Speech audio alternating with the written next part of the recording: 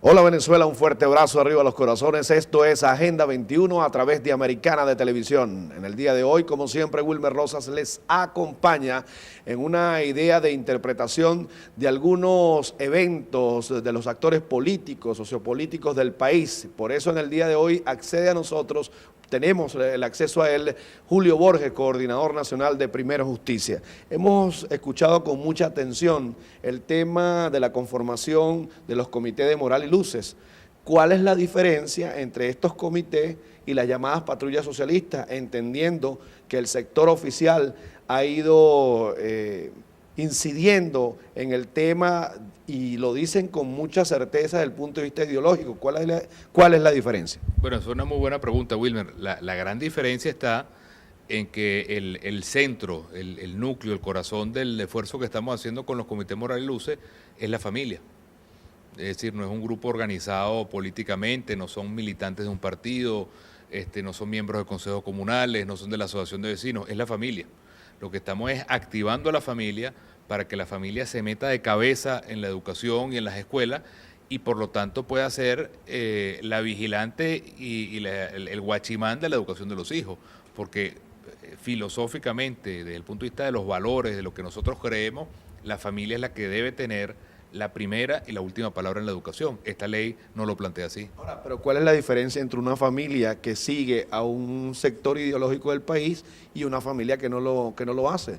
Bueno, eso es una decisión de cada familia. Si aquí hay una familia que quiere educar a sus hijos en los valores marxistas y estalinistas y fidelistas, perfectamente que lo haga. Pero lo que no podemos permitir es que el gobierno eduque por la familia y que el gobierno decida por la familia. Yo creo que cada familia tiene unos valores, en la medida en que es una familia fuerte, tendrá unos valores con los cuales toma una decisión sobre la religión de la familia, sobre los valores de la familia, sobre la orientación política de la familia. Ya los hijos verán cómo van comiéndose eso y cómo lo van metabolizando, pero lo importante para nosotros es que la familia, sea su visión que tenga al final la propiedad y tenga la última y la primera decisión sobre la educación. Ahora, esta polarización que viene aconteciendo en el país o que está cristalizada desde hace ya bastante tiempo en el país, implica también que se confronte desde el punto de vista político las posturas que desde la arquitectura jurídica, desde la Asamblea Nacional se impone. La Ley Orgánica de Educación, el ministro de Educación ha dicho que se debe penetrar las escuelas privadas para llevar un mensaje de tipo socialista. Frente a esa realidad, frente a ese poder del gobierno y el control de los poderes del Estado en función de una corriente política, ¿qué debe hacerse? Mire, yo creo que lo que hay es que hacer valer el hecho, y esto es importante porque estamos hablando de un tema de valores, hacer valer lo que para nosotros es un derecho natural, es un derecho que no te lo otorga el Estado o el gobierno, sino que es un derecho que tenemos por la naturaleza, por ser seres humanos, hasta por la creación de Dios sobre la tierra, que es el derecho de que la familia tenga la primera y la última palabra en la educación. ¿Qué significa eso?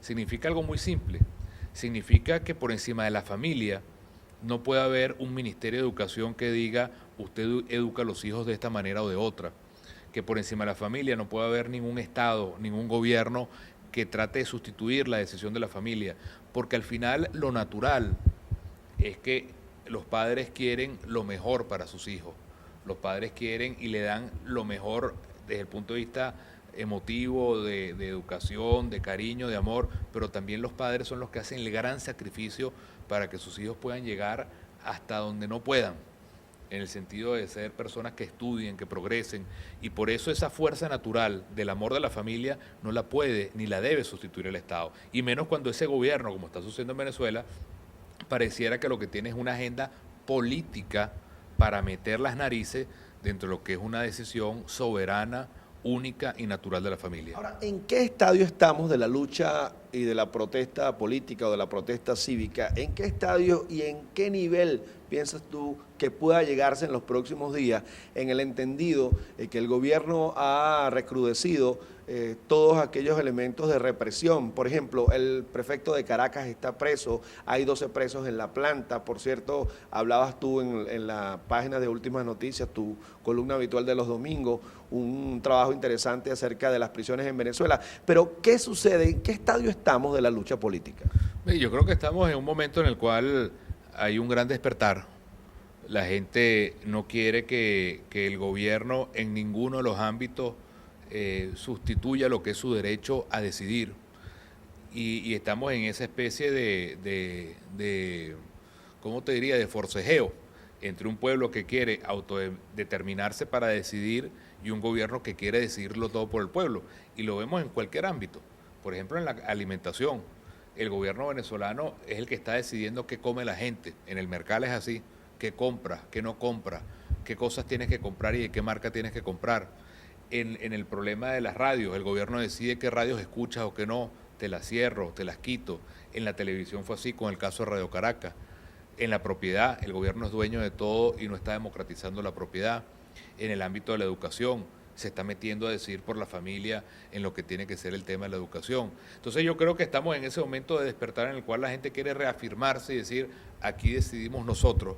El gobierno está más bien para ayudarnos a que nosotros decidamos, pero nunca para sustituir lo que debe ser la decisión de cómo queremos nosotros que sea nuestra vida.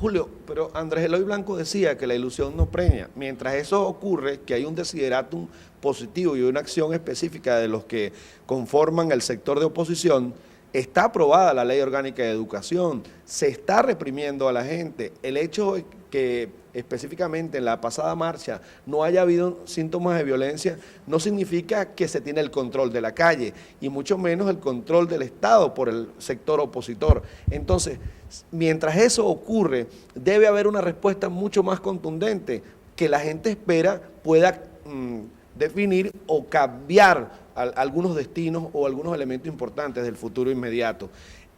Tu condición es algo bien interesante porque formas uno de los partidos mayoritarios en el país del sentido opositor. ¿Tú crees que la oposición está haciendo un buen juego en este momento?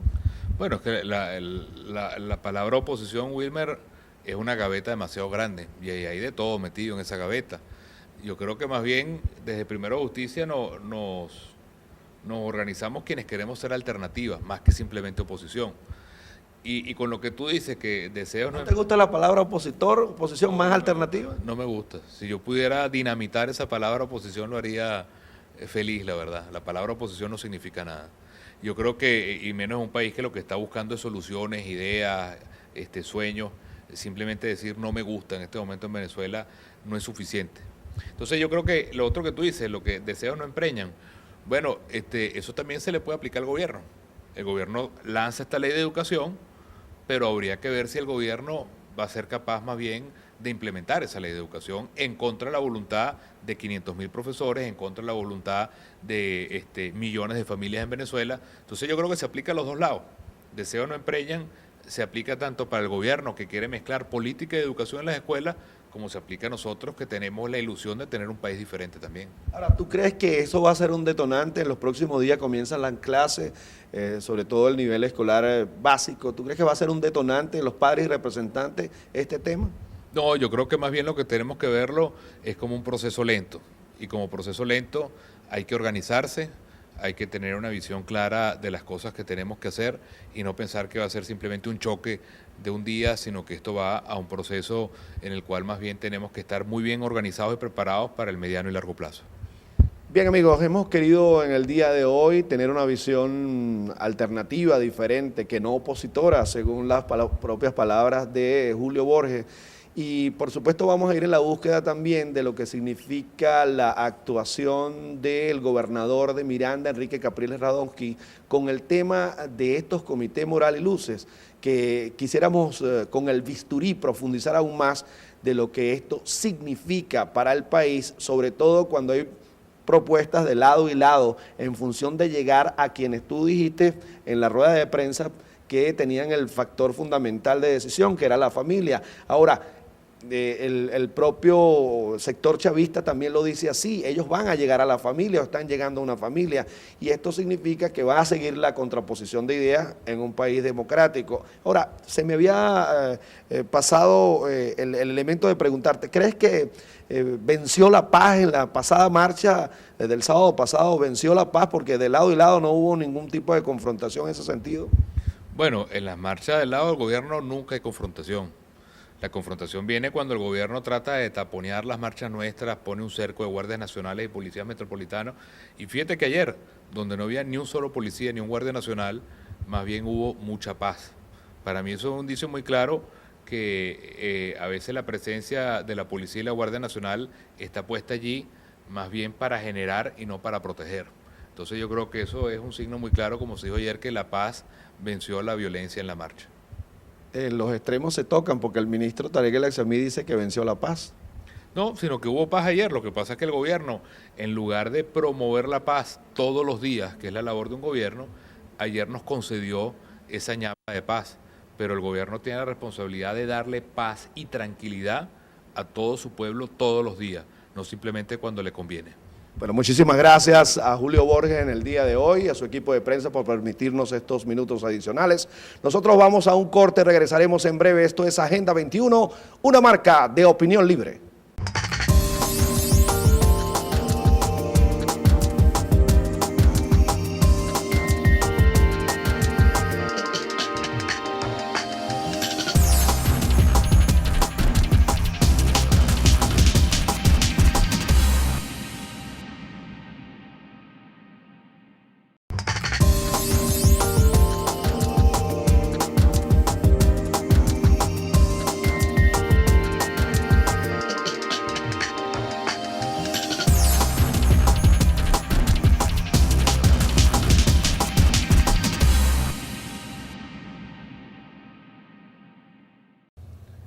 Quisiera que pudiéramos volver al centro de lo que es el debate por el cual nosotros en este momento, entre muchas otras cosas, estamos tomando la calle. Y tiene que ver con el tema de la educación. Hace pocas semanas, el gobernador Enrique Capriles, en su calidad de gobernador y de miembro de Primero Justicia, hizo el lanzamiento del programa de los comités Moral y Luces. Y hoy quisiera hacer un corte de cuentas sobre lo que estamos desarrollando y sobre todo invitar a la gente a que participe en estos comités. Los comités Moral y Luces lo que buscan es organizar a los padres y representantes, organizar a la comunidad que ya está organizada, me refiero a los comerciantes o a los sindicatos o a las organizaciones vecinales o las organizaciones de base, y fundamentalmente a la familia, buscando que lo que hoy se comporta como si fueran unas islas, que es la comunidad, la familia y la escuela, tengan una vinculación. Nosotros estamos convencidos que de cara a lo que es el comienzo de las clases, es fundamental que la familia se meta de cabeza en cada una de las 25.000 escuelas de Venezuela. Y lo que estamos haciendo nosotros es simplemente ser facilitadores de ese proceso con estos comités que aspiramos crear más de 25.000 en toda Venezuela, para darle a la gente las herramientas para organizarse, para defenderse y para convertir a cada familia y a cada comunidad organizada en un grupo verdaderamente de guachimanes de lo que es la calidad de la educación y de lo que es importante también, lo que es el contenido de la educación de cara a lo que tiene que ver con la ley.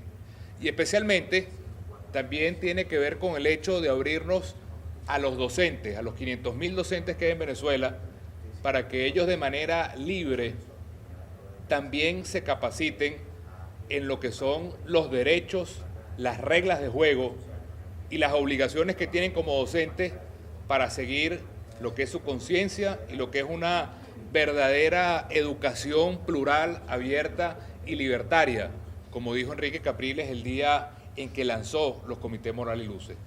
Nosotros hasta la fecha tenemos organizados en el 60% de los estados el inicio de estos comités Moral y Luces, especialmente en los estados Bolívar, Anzoátegui, Monagas, Zulia, Carabobo, Táchira, Barinas, Alto Apure, Sucre, Guárico, Aragua, Miranda y Caracas. Estamos desarrollando esto en cerca de 180 municipios en este momento en el país y tenemos ya, digamos, inscritos o participando en estas redes de los comités Moral y Luces a más de 3.000 personas, pero esto no es suficiente.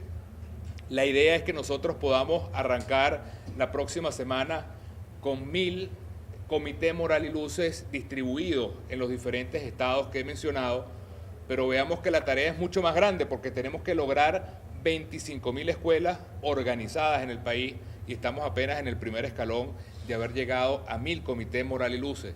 Por eso la importancia que el fondo de este programa que estamos desarrollando con el pueblo es permanente y es un programa propositivo en el sentido que lo que busca es que la familia se inserte en la comunidad y la comunidad se inserte en la escuela para ver cómo se vigila el problema de la infraestructura escolar, el problema de los contenidos que se están dando o que se quieren dar con la nueva ley de educación y el desempeño de los profesores e incluso involucrar a los profesores en lo que significa la aplicación de la ley porque ellos van a ser protagonistas de ese proceso y tienen unos derechos y tienen una posibilidad de hacer valer esos derechos para que podamos tener una libertad plena en la educación venezolana. Nosotros consideramos que este es un proceso lento con el cual el gobierno va a querer aplicar esta ley y la importancia es que nosotros tengamos, mientras más organización, más contrapeso. Mientras más organización en las escuelas con estos comités Moral y Luces, vamos a tener más posibilidad de ser vigilantes y de poder lograr lo que significa verdaderamente ponerle un freno a cualquier intento que se quiera hacer de mezclar política y educación en las escuelas. Lamentablemente, el gobierno, como sabemos, no está atacando el problema real de la educación. El problema real de la educación se llama la deserción escolar. Deserción escolar que ataca al 70% de los niños que entran en primer grado, porque lamentablemente la educación se ha convertido en un embudo que impide que la gente pueda progresar. Y al final el progreso es la posibilidad de tener un país educado. Y por eso nosotros, el día de hoy, lo que queremos fundamentalmente también es invitar a toda la familia que nos está viendo a sumarse a estos comités Moral y Luces. Lo pueden hacer a través de nuestro correo que hemos abierto para esto, que es pjmoraliluces@gmail.com, y también en la página Facebook, donde hay nada más y nada menos que más de 3,5 millones de venezolanos inscritos, hay un grupo llamado Comité Moral y Luces que ya está funcionando y donde invitamos a esos 3,5 millones de venezolanos que están allí en Facebook a que se sumen, nos den sus datos y nosotros podamos resembrar y poder organizar en sus comunidades estos comités Moral y Luces, porque la única manera, el único antídoto que existe para frenar el intento de mezclar educación y política se llama la familia y se llama la comunidad organizada y se llama la posibilidad de tener la organización en cada una de las 25.000 escuelas, en cada una de las aulas, de lo que significa el contrapeso de un país que quiere una educación plural para que la gente progrese, eche para adelante y logre hacer realidad esos sueños que tiene como venezolano.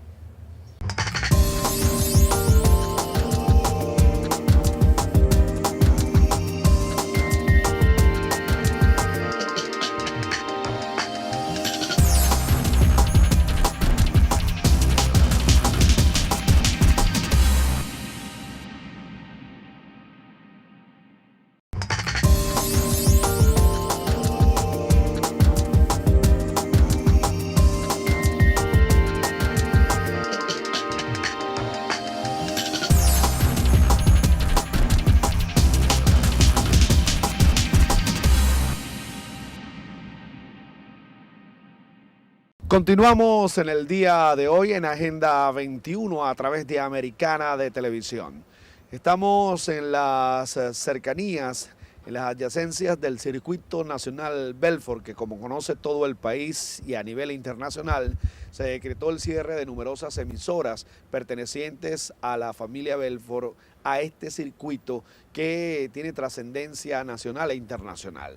Nosotros queríamos llamar la atención porque desde Conatel, la dirección del Ministerio de Obras Públicas que conduce o dirige el ministro Diosdado Cabello por intermedio de este sector de las telecomunicaciones, como es el caso de Conatel, se ha llamado la atención con relación al posible cierre de nuevas emisoras de radio en Venezuela.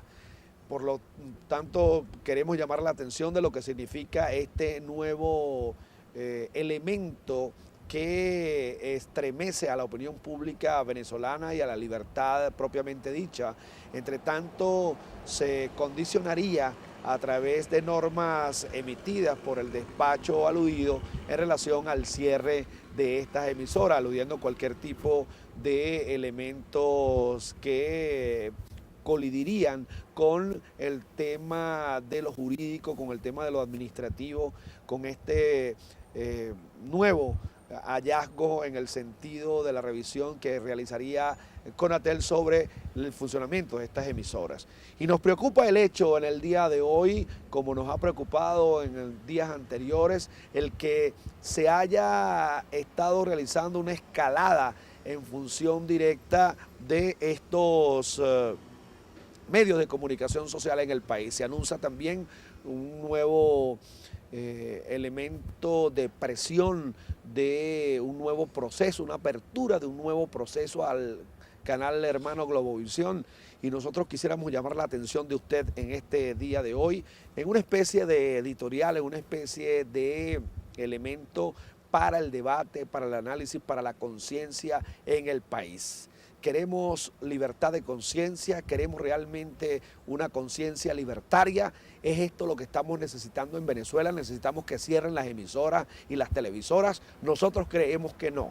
Por eso en el día de hoy Agenda 21 nuevamente ratifica su opinión, su crítica y su postura en relación a este tipo de situaciones que coliden con las libertades, con los preceptos democráticos de un país. Agenda 21 le dice no al cierre de las emisoras y se hace eco del reclamo a nivel nacional y por supuesto desde el punto de vista popular que se ha hecho. Las manifestaciones anteriormente, como fueron el caso de las 2 marchas realizadas en Caracas, Venezuela, provocan entonces este tipo de consideración cuando la gente salió a protestar en función de la reapertura de sus emisoras. Agenda 21 y Wilmer Rosas, una marca de opinión libre, con la libertad de expresión, con la libertad de conciencia, con la conciencia realmente libertaria y con el más firme deseo de que se reabran nuestras emisoras de radio. Antonio Sánchez, del campo intelectual, ¿cómo se interpreta este momento político que estamos viviendo en el país? Un momento crucial, un momento de gran trascendencia nacional, el momento de la definición. Hay una canción que canta Soledad Bravo que dice, hay caminos que conducen a una sola solución. Ese camino lo escojo como única decisión. Y es lo que estamos rehaciendo. El gobierno comete el más grave de los errores de su vida, porque el gobierno radicaliza creyendo que de esa manera nos arrodilla, y no nos arrodilla, nos une, y él se desbarranca. Haber tomado la decisión de radicalizar el proceso y montar la dictadura ha sido una decisión absolutamente suicida por parte del gobierno. Venezuela es el único país de la comunidad latinoamericana que tiene 4 características: desterrados, perseguidos políticos, presos políticos y asilados. Esa es la definición de esta dictadura. Frente a esa radicalización del sector oficial, también se prevé responder de la misma forma, radicalizarse desde el punto de vista... Imposible responderle al gobierno con sus mismas armas. Somos el agua y el aceite. Ellos la represión, la dictadura, la persecución, nosotros la unidad, nosotros la solidaridad y sobre todo la paz. Lo que quiere la oposición venezolana, unida a la disidencia, a este gobierno, es la unión de todos los venezolanos. No se trata de chavistas y antichavistas, se trata de demócratas y de dictatoriales. Esa es la diferencia. Yo llamo a todos los chavistas de corazón que quieren un cambio en democracia a unirse a nosotros en la búsqueda del cumplimiento de los grandes ideales que llevaron a la elección de Hugo Chávez. Lucha contra la corrupción. ¿Cuál es el gobierno más corrupto que ha conocido la historia de la República? Este gobierno. Lucha contra la violencia. ¿Cuál es el gobierno que ha prohijado más violencia con 150.000 homicidios? Este gobierno. Lucha contra el hambre, lucha contra la carencia de viviendas, lucha por la paz, la unión entre todos los venezolanos. De manera que nosotros nos enfrentamos a este gobierno, en el fondo, con las banderas que lo eligieron en el año 98. Hoy están de nuestra parte, se dio vuelta la tortilla. Por eso, únete en las luchas por la recuperación de la plenitud democrática, liberadora y verdaderamente próspera de Venezuela. ¿Cuánto ha sacudido a la opinión pública nacional e internacional el encarcelamiento del colega periodista Gustavo Azócar, recluido en la cárcel de Santa Ana luego de la reapertura de un juicio que se le siguiera por la presunta comisión de un delito de fraude en el sentido del manejo publicitario de pautas específicas? ¿Cuánto recordamos entonces ese café con Azócar de la televisora regional del Táchira, donde este periodista importante del país, quien fuera además precandidato a la gobernación del estado Táchira en las elecciones del año pasado, que se presentara como precandidato de la unidad por el partido Un Nuevo Tiempo? ¿Cuánto añoramos entonces esa calidad periodística que desplegaba nuestro colega y amigo Gustavo Azócar? Pero queremos fijar nosotros posición con relación al tema. Creemos que debe darse la celeridad del caso luego de 39 días de reclusión del citado periodista en la cárcel de Santa Ana. Como él mismo dijera, es muy posible que lo encadenen, que lo encarcelen físicamente, pero su conciencia libertaria, su conciencia de periodista libre, de buen reportero y de buen comunicador social nunca podrá ser maniatada. Para Gustavo Azócar y otros periodistas también detenidos, la libertad pronta en un país donde debe existir libertad de expresión, posibilidad de comunicación, libre albedrío para opinar en un momento determinado. Esto es Agenda 21, nosotros en el día de hoy, dando algunos elementos que pudieran aportar nuestra visión, nuestra posición y opinión con respecto a temas de sensibilidad nacional. Yo soy Wilmer Rosas. Esto es Americana de Televisión, Agenda 21, una marca de opinión libre. Se está cumpliendo una agenda definitiva represiva del gobierno. ¿Qué viene entonces ahora? Lo que hemos dicho en las 3 últimas de semana al pueblo no es una tarea de las élites de dirección, es una tarea de todos. Despertar y reaccionar. Y mucha fuerza, mucho coraje, mucho valor, porque lo que haya que transitar, lo transitaremos, pero estamos obligados y comprometidos a devolverle a Venezuela, a nuestro país, a nuestros hijos, un país libre, próspero, democrático, tal y como está expresado en la Constitución de la República Bolivariana de Venezuela. Estamos en el Centro Nacional de Reclusión La Planta en Caracas, Venezuela, donde están detenidos 12 de los trabajadores de la Alcaldía Metropolitana de Caracas cuando se dirigían al Tribunal Supremo de Justicia para introducir un documento llamando la atención sobre lo que significaba la estabilidad laboral. Nosotros en el día de hoy hemos querido también fijar posición en relación a este tema, luego de ya casi 20 días de reclusión de estos venezolanos, de estos trabajadores de la Alcaldía Metropolitana de Caracas que solicitaban su estabilidad, el derecho a tener una vida con calidad de vida, con una posibilidad de cubrir todos los requisitos necesarios para avanzar en lo que, reiteramos, es la calidad de vida del venezolano. Como ustedes pueden recordar, la aprobación a 2 niveles de la ley del Distrito Capital promueve, instaura, posiciona, impulsa el despido de más de 6.000 trabajadores de la Alcaldía Metropolitana. En el día de hoy, Agenda 21 fija posición nuevamente en torno al tema, solicita además de la libertad de estos venezolanos, de estos compatriotas que están presos en la cárcel de La Planta, la restitución de las garantías democráticas para todos aquellos empleados que están siendo despedidos de la Alcaldía Metropolitana por parte de esta ley emanada de la Asamblea Nacional. Yo soy Wilmer Rosas, esto es Americana de Televisión. Agenda 21, una marca de opinión libre.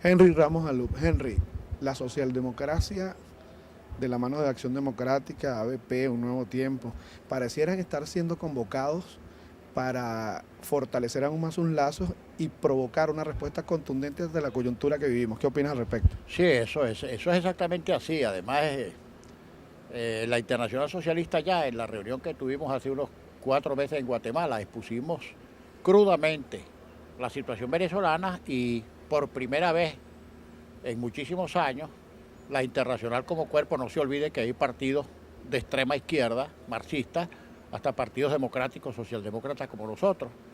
Por primera vez se examinó, aceptaron discutir el tema de Venezuela porque entendieron que ya era un problema grave, crónico y además absolutamente incuestionable.